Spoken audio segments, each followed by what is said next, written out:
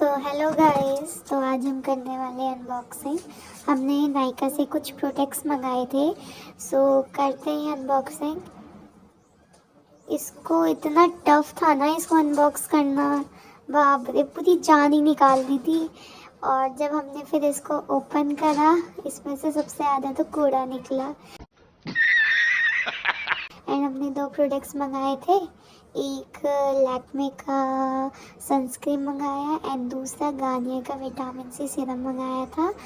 And bill भी आया, bill पर दिखाने लायक नहीं है। तो करते हैं। So thank you for watching the video.